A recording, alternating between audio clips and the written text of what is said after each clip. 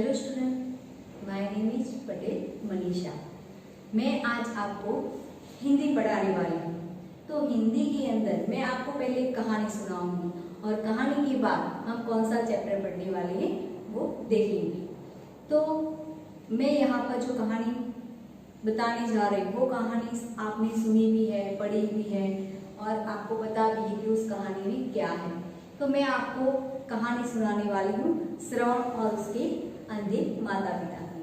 तो यहाँ पर कहानी शुरू होती है कि गांव के अंदर एक गांव में श्रवण रहता था और श्रवण के माता पिता जो थे वो अंधे हो गए थे। कहा जाता है कि जैसे ही श्रवण का जन्म होता है तो श्रवण का जन्म होते ही उनके माता पिता की आंखें जो है वो चली जाती है। उनके माता पिता को कोई पुत्र संतान नहीं थी। तब उन्होंने भगवान से प्रार्थना की थी और तब भगवान ने कहा था कि जैसे ही तुम्हारे घर में पुत्र का जन्म होगा तब तुम उसे देख नहीं पाओगे।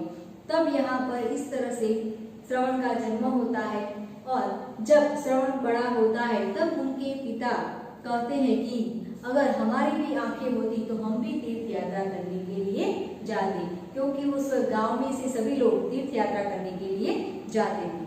तो यहाँ पर श्रवण कहता है कि मैं आपको तीर्थ यात्रा करने के लिए ले जाऊंगा। तब उनके माता पिता बहुत मना करते हैं कि नहीं, हमारी आंखें नहीं हैं, हम चल नहीं पाएंगे, रास्ते अच्छे नहीं हैं। तब श्रवण कहता है कि आपका जो पुत्र है वो आपकी आंखें ही है, मैं आपको यात्रा करने के लिए ले जाऊंगा। श्रवण कावड़ बनाने के लिए जाता है गांव में और कहता है कि मैं अपने माता पिता को यात्रा करने के लिए ले जाना चाहता हूँ, इसलिए आप मुझे कावड़ बनाकर दीजिए। तो वहाँ पर दूसरे दिन वो कावड़ लेकर आते हैं और अपने माता पिता को उस कावड़ में बिठाकर अपने कंधे पर कावड़ लगाकर वो यात्रा करने के लिए निकल जाते हैं। इस प्रकार जब एक बार वो महीनों चलते हैं यात्रा करने के लिए, अलग अलग जगह पर दर्शन करते हैं और एक बार जंगल में उनके माता पिता विश्राम कर रहे थे। उस वक्त उनके पिता को प्यास लगती है तो उनके पिता जी पानी मांगते हैं। तब श्रवण अपने पिता के कहने पर पानी लेने के लिए नदी किनारे जाता है।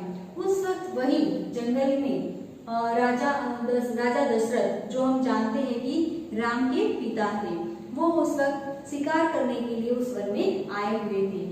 उन्होंने उस वक्त सप्तवेदी बाण चलाया और वह जाकर श्रवण को लगा और वहाँ जब श्रवण की चीख सुनकर वहाँ वह दशरथ राजा आते हैं और कहते हैं कि गलती से मुझसे ये भूल हो गई है तो मुझे क्षमा करो। तब श्रवण कहता है कि मुझे अपनी मृत्यु की कोई चिंता नहीं है, लेकिन मेरे जो माता पिता है वो बहुत ही प्यासे हैं। तुम अगर ऐसा करोगे कि तुम उन्हें पानी पिलाओगे तो अच्छा रहेगा। तो यहाँ पर राजा दशरथ श्रवण की सब को लेकर और एक हाथ में पानी का घड़ा लेकर उनके माता पिता के सामने उपस्थित होता है और कहता है कि आपके पुत्र की अंतिम इच्छा थी कि आप ये जल ग्रहण कीजिए। तो यहाँ पर उनके माता पिता क्रोध में आते हैं और आपको पता है कि उन्होंने दशरथ को श्राप दिया था। तो लेकिन इस कहानी में हम ये देखते हैं कि माता पिता के प्रति जो प्रेम है श्रवण का वो देखने को मिलता है। तो हम ऐसा ही प्रेम अपने माता पिता के प्रति रखना चाहिए। तो ऐसे ही एक कहानी आपकी टेक्स्ट बुक में है, ईदगाह, जिसका नाम है ईदगाह। तो हम यहाँ पर पहले कौन सी कहानी पढ़ेंगे?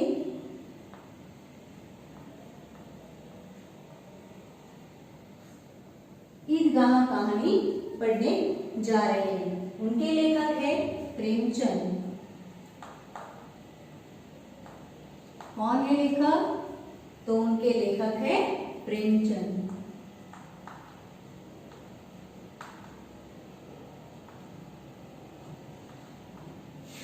उनका जन्म कब हुआ था? तो 1880 में।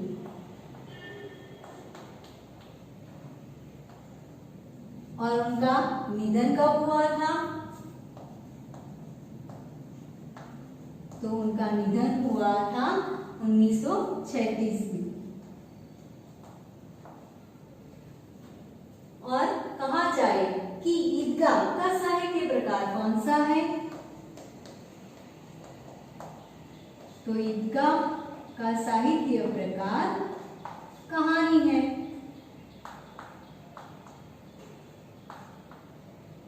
तो अब हम हमारे जो लेखक है प्रेमचंद के बारे में पढ़ेंगे।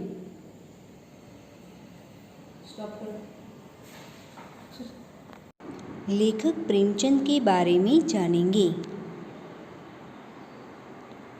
लेखक का मूल नाम धनपत राय था और उपनाम प्रेमचंद था। जन्मस्थल लम्ही, वाराणसी, उत्तर प्रदेश। जन्मतिथि सन 1880 और निधन सन 1936 में हुआ था। आपने प्रेमचंद का परिचय पाया, अब उनके साहित्य जीवन के बारे में भी जानिए। आरंभ में वे नवाब राय नाम से उर्दू साहित्य में लिखते थे। बाद में प्रेमचंद के नाम से हिंदी में लिखने लगे। उन्होंने गोदान उनका सर्वश्रेष्ठ उपन्यास है। उसके अलावा गबन, मंगलसूत्र, रंगभूमि, कर्मभूमि उनके उपन्यास हैं। उन्होंने कई सारी कहानियाँ भी लिखी है जो मानसरोवर भाग 1 से 8 में संकलित है। साहित्य में प्रगतिवाद को जागरूक करने के लिए उन्होंने जागरण तथा हंस नामक पत्रिकाओं का संपादन भी किया था। ईदगाह उनकी एक ऐसी अमर कहानी है। तो यहाँ पर हमने प्रेमचंद के बारे में जानकारी प्राप्त की। अब इस ईदगाह कहानी में किसके बारे में कहा गया है, तो ईदगाह कहानी के अंदर ये जो हामिद हैं वो अपनी इच्छाओं का दमन करते हुए वो अपनी दादी जो अमीना है उसके बारे में सोचता है। बात सहज ऐसे जो हामिद है उसके बारे में यहाँ पर बताया गया है कि वो अपने बारे में न सोचते हुए अपनी दादी अमीना के बारे में सोचता है। तो हम उस कहानी के बारे में समझेंगे। तो ये कहानी जो प्रेमचंद ने लिखी है वो अमर कहानी है, यानी अमर कहानी यानी जो घटना घटित हो गई है, जो अमर हो गई है, ऐसी ये कहानी है। तो यहाँ पर हम हामिद और अमीना के बारे में जो कहानी लिखी गई है वो पढ़ेंगे और साथ में समझने का भी प्रयत्न करेंगे और साथ में शब्दार्थ भी लिखेंगे। पहले तो है ईदगाह, तो ईदगाह का हम शब्दार्थ लिखेंगे। पहला है ईदगाह,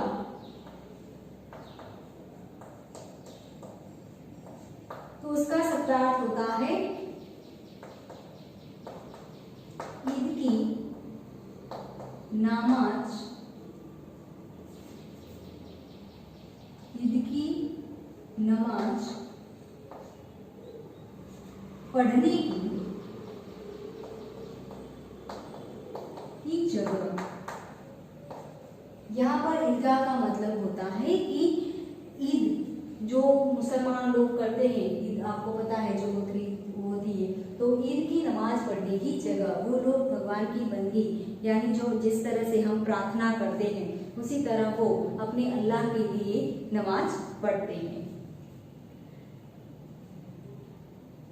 रमजान के पूरे 30 रोजे के बाद ईद आई है, यानी यहाँ पर रमजान का मतलब होता है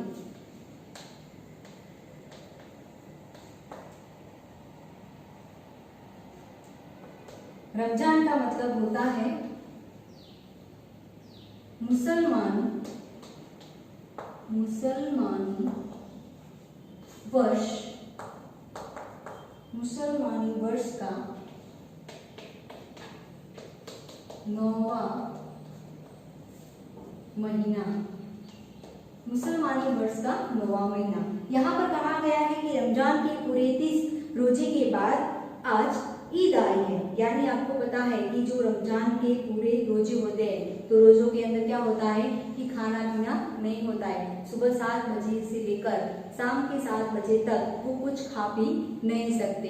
तो इस तरह के रोजे रखे जाते हैं 30 दिन, कोई 2 दिन रखता है, कोई 3 दिन रखता है, कोई पूरा महीना रोजा रखता है। तो इस प्रकार रोजा पूरा होने के बाद क्या आती है, तो ईद आती है।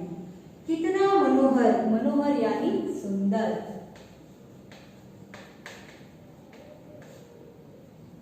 कितना मनोहर यानी सुंदर। कहा गया कितना मनोहर, कितना कितना सुहावना प्रभात है। सुहावना यानी रमणीय, सुहावना यानी कि रमणीय। यहाँ पर लेखक कहते हैं कि कितना मनोहर, कितना सुहावना प्रभात है। प्रभात यानी सवेरा, कितना मनोहर, कितना रमणीय, कितना सुंदर है, क्योंकि उस दिन क्या था, ईद थी। आज का सूर्य देखो कितना प्यारा, कितना शीतल है, मानो संसार को ईद की बधाई दे रहा है। यहाँ पर लेखक कहते हैं कि उस दिन का जो प्रभात था, सवेरा था, वो इतना सुंदर और इतना प्यारा और इतना शीतल लग रहा था, और ऐसा लग रहा था कि जो प्रभात है वो सब लोगों को ईद की मुबारकबाद दे रहा है। गांव में कितनी चहल पहल है, ईदगाह जाने की तैयारियां हो रही है। किसी के कुर्ते में बटन नहीं है, पड़ोस के घर में सुई धागा लेने दौड़ा जा रहा है।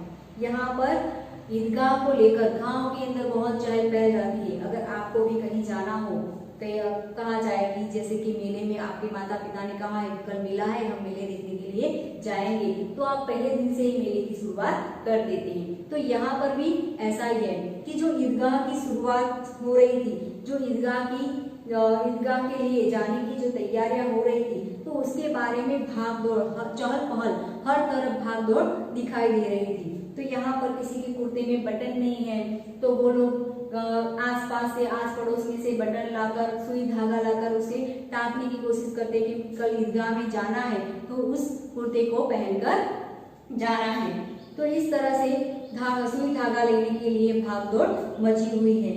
किसी के जूते कड़े हो गए हैं।